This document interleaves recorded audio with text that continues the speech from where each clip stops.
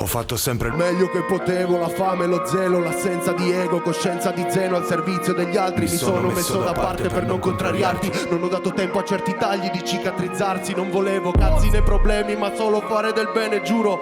Difeso la tua buona fede, pure spalle al muro. Ora che ho smesso di incolparti per il mio digiuno, capisco che non ero umile, solo insicuro.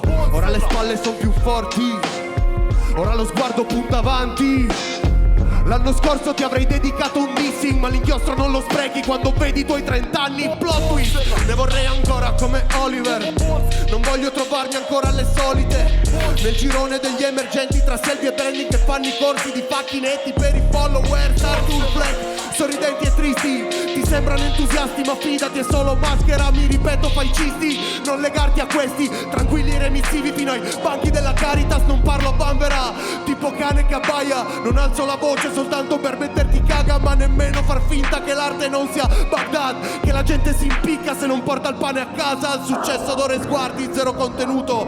L'altruismo non fa nulla se non sei nessuno. Non pensare agli altri se non sei d'aiuto. Non crederti buono solo perché lo prendi in culo. Ah, torno per i bici, zero buoni propositi. Calcolato i rischi, sta tutto nei tuoi pollici. Metti un cuoricino e vivo del mio talento. Scrolla verso l'alto e torno a vendere il mio tempo. Terzo millennio, pronto a tutto ma non più disposto a vedere qualche scimmia seduta al mio posto. Vi rimando tutti quanti a lavorare in cortos. La scopo così a fondo che squirta petrolio. Voglio tutto l'auditorio, voglio tutto il podio, pure se con platino e d'oro. Non asciugo l'odio, pure se alla fine sto sogno non è mio ma loro. Dio dammi la forza di fottere sto suono.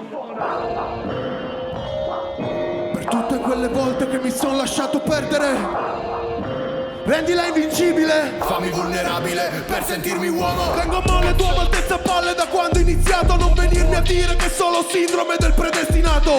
Pensa al sangue che ho buttato sopra questi palchi, penso ai cazzi che non ho succhiato per andare avanti. Penso a mio padre, palle quadre, che dalle pezze al culo indossa un camice da medico. Eppure questo mi fa vergognare di aver dubitato un mezzo istante di quello che merito. Io sono in debito, io sono in debito, io sono in debito, maestro.